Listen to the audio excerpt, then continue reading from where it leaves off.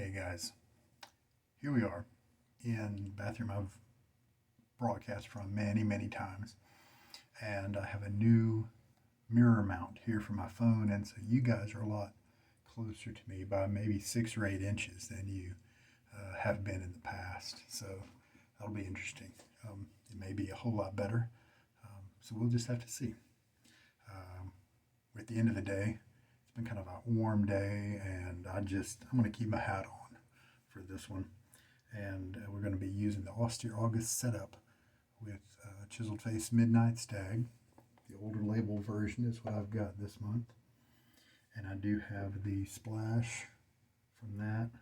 I hope I'm not too close so that the focus doesn't work right. And we've got the, see, look at that. Okay. If I'm back this far, then I think that's in focus. So I think my face is generally going to be okay. And you guys might have an easier problem hearing me because the camera's closer to me. All right. Omega Boar Brush we're using this month. 011842. He's been soaking for a little while. You can see the different coloration. He did not actually soak for a super long time, very deep. And so he's still got a little bit of dryness there. But he's got it where it counts. And you can experiment with how deep to soak your boar brushes. Eventually, the capillary action will come up the bristle, but the whole way, I believe. But you can, if you want some more backbone, you can experiment with leaving a little bit left dry, and it'll definitely give you more backbone. Karve Christopher Bradley, 3 1/4 inch handle. I've hand polished the top cap a little bit. It's no longer that bead blasted default Karve look. Base plate is the B solid bar. I've got my jigger full of 40 milliliters of water, and here's the blade. Nacet, and today is, I think, 435 uses.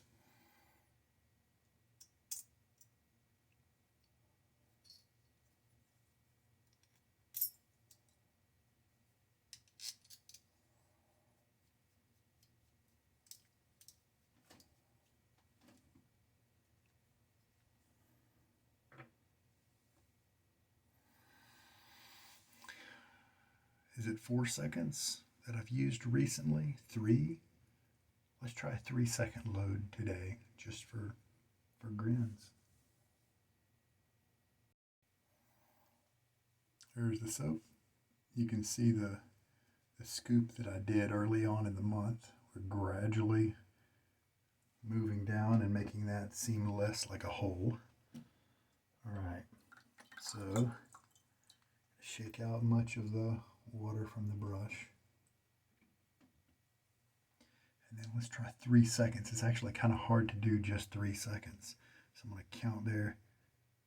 Dunk, dunk, dunk, dunk. 1, 2, 3. Okay, there we go. I did it for exactly 3.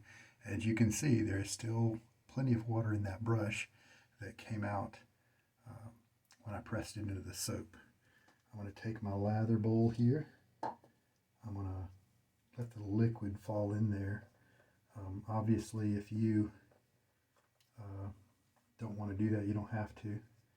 You could just increase your load time by another second. You know, it just choose your way there. It doesn't really matter. And so we're going to go back to my 3D lather bowl for this shave. You can see there's just not a lot of soap. At least it seems like there's not a lot of soap. All right, now we're going to tilt you down, and we may have a different adventure for the lather cam today since the phone here is so close to me. We'll see how it works out when it's pointed down. Well, that may be about the best lather cam footage I've gotten so far, since it's able to tilt down quite a bit more. And I'm back to being in front of a sink.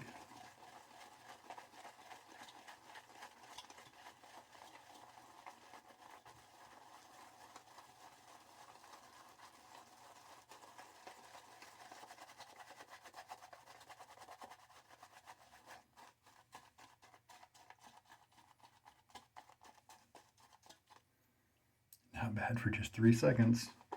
Can't remember if that was the amount I did yesterday or not. I know it was a surprisingly small amount of time. I'm going to go ahead and add, that's about 15 milliliters. Let's just see. That seems to be pretty close to the right amount for this amount of loading. Now remember, even if you are using this very same base, and even if you have loaded from it on multiple days, and so you've got kind of that residual hydration, if your brush is different than this one, that can really affect things. If it's softer and doesn't pull up as much soap, you'll need to add a little bit of load time to that. If it's really prickly and scrubby, more so than this one, especially if it is more dense and has more of those prickly scrubby bristles to it than this one does, then you can probably reduce the load time because it's just going to be so good at picking up that soap. And look at that. That's a nice bit of soap there. Nice bit of lather. So we put in 15 seconds. Just going to make sure that it's mixed nicely. I don't do that plunge thing. A lot of people, you'll see that on some videos where they kind of just almost like treat it like a toilet plunger and go in and out like that. And that just seems to me to do more for adding air to it instead of, you know, mixing it around. I think it does do some mixing, but I don't really feel like I want to pump air into my lather to that kind of degree. I do push it down, but I'm not splaying. I'm pushing the lather down from the walls to get good circulation, and I'm not really splaying the brush very much when it gets to the bottom. And then once I've got everything pulled down, then I'll switch to mixing it around. I think we're looking pretty good right now to proceed on with our shave. It's still got some firmness to it. It's not super gluey, and it looks like Gonzo from the Muppets right there. Little hook nose. You know, it can actually probably take a little bit more water. One thing I have to worry about is the camera. I could potentially bump it with my head. At least that's the way it feels.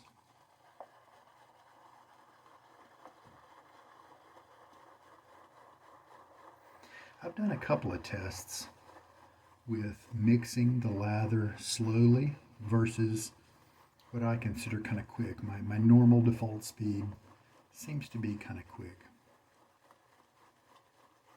Sometimes if I find myself a little too anxious, I'll purposefully stop and take a couple breaths and just slow down my stirring. Treat it more like a therapeutic experience. And I don't believe that my tests really revealed any kind of difference between fast mixing and slow mixing, but it was just kind of a first impression type test, and it could very well change per different type of soap base, I would guess. Hear that slightly stiff brush work against the bottom of the bowl there, and since this is a 3D plastic printed bowl, it is kind of hollow inside, so that kind of amplifies the sound. You don't hear this kind of sound from that copper Jello mold that I've been using lately because it's not hollow. Well, I'm glad I added some water because that sure looks like it did not make it too soupy at all, so that's good. Get my face wet,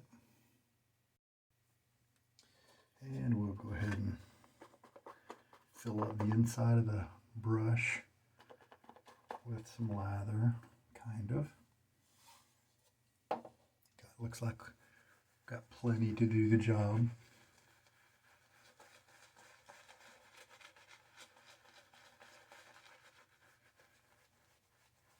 Just the splash of water was my only pre-shave, and so I'm not working with a clean face most of the time. I'll let that first pass of lather take care of that for me.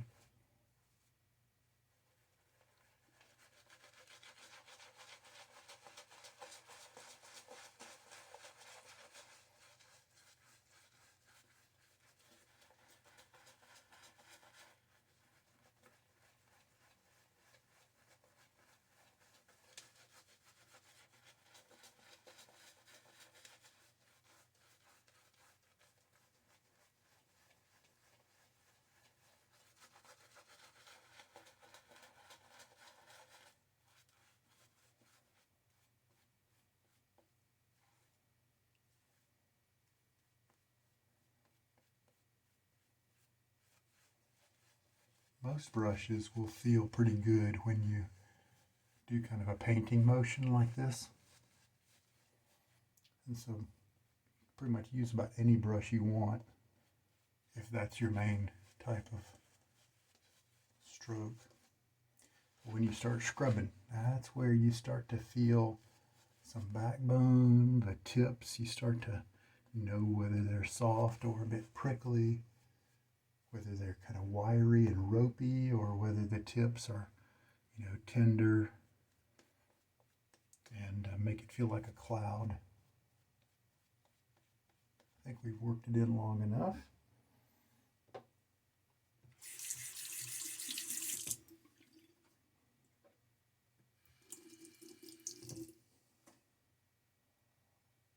Normal 24-hour type shave today.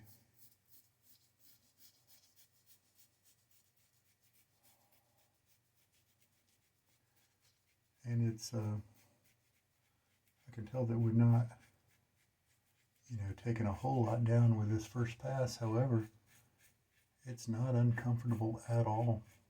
Not tugging, anything like that.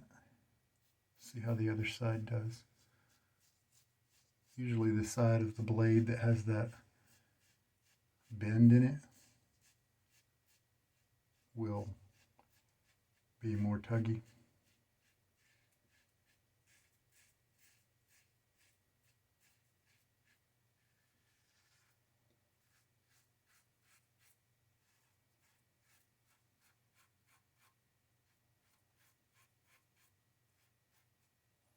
Very good.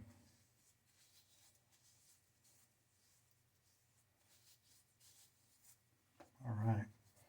Not a lot of residual slickness there, probably because so much of the soap nature was combating my natural skin oils on that first pass. Second pass. Loading up the brush.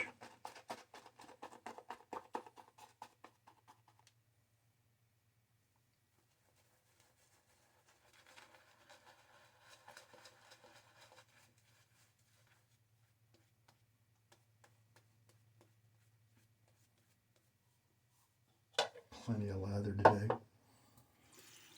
Tons of it. 7 passes, 6 passes. Yeah, I probably got that much.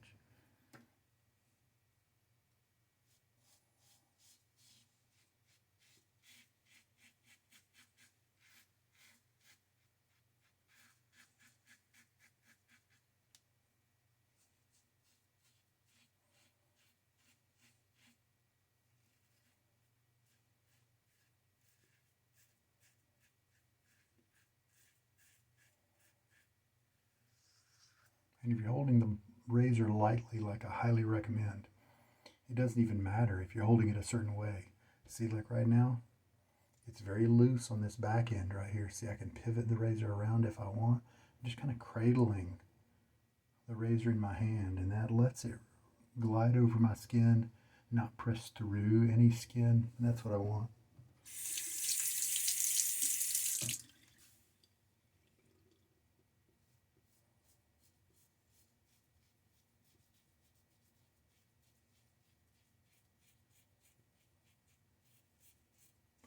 And that is why I'm able to switch back and forth between a razor that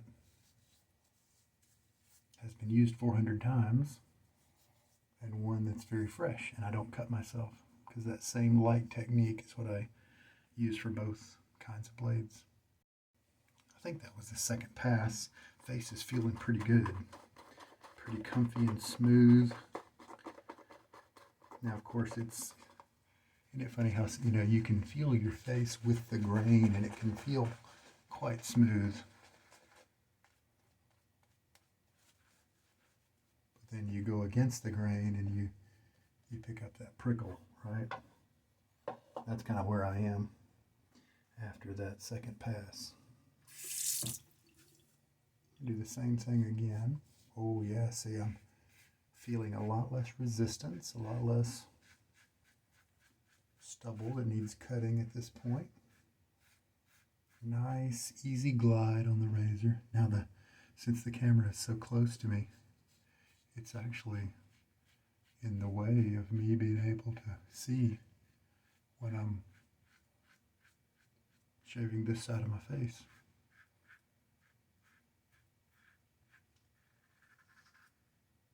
Hear that skipping? That means this lather is probably not wanting to go any wetter than this.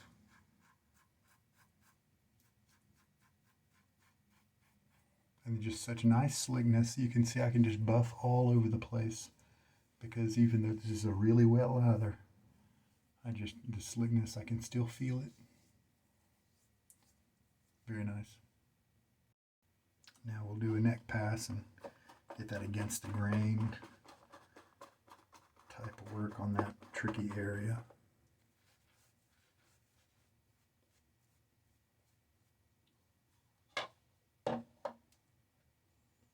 Alright. Let's find the side of the razor that doesn't have the bend. There's this guy right there. We'll do the tough part first. Just going to take my time. I prefer short strokes because then if I realize that I am venturing into an area where maybe I need to do another cross grain pass before I want to try the against the grain, then I can back off and do that. Right now this is feeling pretty good, and this stroke right here, the against the grain work right here, that's why I'm using the B plate all month, because it's got such a nice grip on the blade and it is able to give me a nice close cut and one that doesn't bring up tenderness and irritation. That's a little spot right there I'd like to get better. And hey, why don't we go ahead and do that whole area again.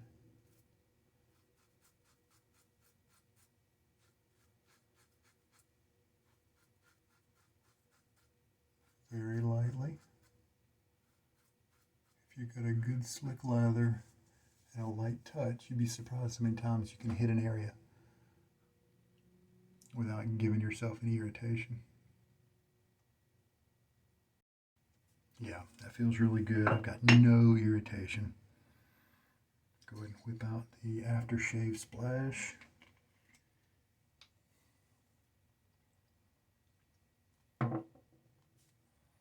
If you have an aftershave splash that's alcohol based and you find that it's maybe a little too harsh for you, maybe you break out in slight red areas. I do that sometimes with Sterling's splashes. You've got a couple of different techniques you can use to be kinder to your skin. You can wait after the shave, like an hour, to put those splashes on. And right after the shave, you could put a balm on to help heal your skin, and then an hour later put on your splash. You could do that if you wanted to. You could take a spare bottle and pour half of the splash in there, and then, or 3/4 of the splash in there, and then 3/4 witch hazel. And often that will soften it up. Half witch hazel, half the AS, or something with a little bit more of the aftershave, and a little bit less of witch hazel, 70-30, 60-40, something like that. And then you'll get the scent of the splash, but then the harshness of the alcohol will be dampened by the healthiness of the witch hazel, and it might then help you not to have any irritation. All right, small room here. It's time to fog it up. And this is Saturday, so this is the last day of 4 sprays, which makes sense because we're just so close to the end of August. I'll do 2.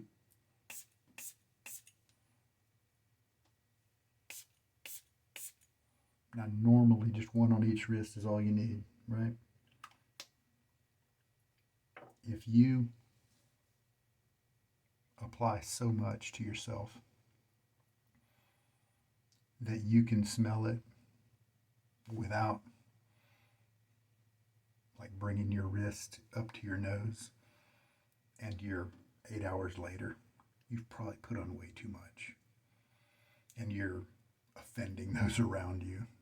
I read a nice little write-up about one of our Reddit users who talked about that. They said, the heat areas like the wrist and the neck are great places to put the cologne. But if you do put it on your neck, then you can get nose blind to it quicker. If you put it on your wrists, then it kind of comes in and out of your nose area throughout the day, and you can actually enjoy it for more, potentially. But so many people, they get nose blind to it, and they want to prevent that. Well, obviously, if you're wearing something you like, then you want to be able to smell it. That makes total sense. But if you've gotten nose blind to it at a certain level and you keep upping the level, then you're probably messing with the noses of those around you. All right, well, we have put on the software. Very nice, comfy shave. Loosen up the razor head. Running water between there. Bit of a shake. We will dab him with a towel in just a little while. So that was 4 passes, and I've got this much lather left with 3 seconds of loading. That is nuts. Look at that, look at that much. Plus there's a little bit left in the bowl. And it's either perfect for me in terms of water and hydration, soap ratio, or it might be just a little more wet than I might like it. But it's in that perfect zone, and I really like it. It's not quite as nice as a few of them, like Sterling and Fine Accoutrements, the old classic puck, but does the job very well. Nice protection, very good slickness, easy to wash away. It's got a lot of great positives to it. And here we are a few days before the end of the month, and I don't really think this brush has changed very much at all. This is still pretty much the same splay that I've shown at the end of the first few shaves that we did, I'm pretty sure. About 17 or 18 milliliters of water here is what we used during the shave. I am glad that I added that little bit above 15. I didn't have to. It would have been good either way, but it worked out. I do have hard water at this location, and I believe the water at my other place that I've been using the basin and stuff, I believe it's pretty soft. And so as you can see, this base works very well in either condition. Well, there we go. I'll have to watch this video in YouTube myself, see what I think of the kind of close-up camera angle. Well, I'm in a cloud of Midnight Stag, and I'm a fan of that, as you know by now. Hope there's been something in this video that was helpful for you. The brush, not really changing very much. I was kind of surprised. I expected it to change a little bit during the course of the month. But I'm glad it's comfy. Still enjoying the scent the whole time. The razor still excellent, doing great. I'm looking forward to trying my stainless some more after Austere August is done. I'm getting used to the menthol. Still have a little bit of the menthol on my face right now, kind of a cooling type sensation and affecting a little bit of the smell.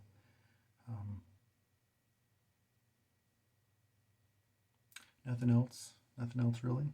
Happy with the lather today, and I'll see if I can come up with something else to play with in the processing of, because we're keeping the same gear, maybe I'll change the process a little bit, but I may not be able to. Just kind of enjoy my shaves here, and that'll be it, I think.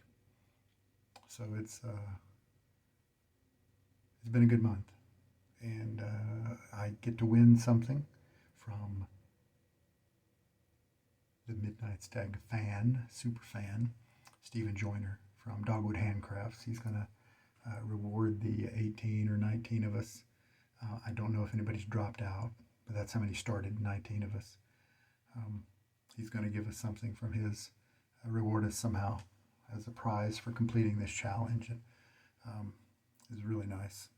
And I thank Chewbacca for donating to the auction that I purchased this software from, and wonderful charity there, and his generosity there was just a really great blessing there.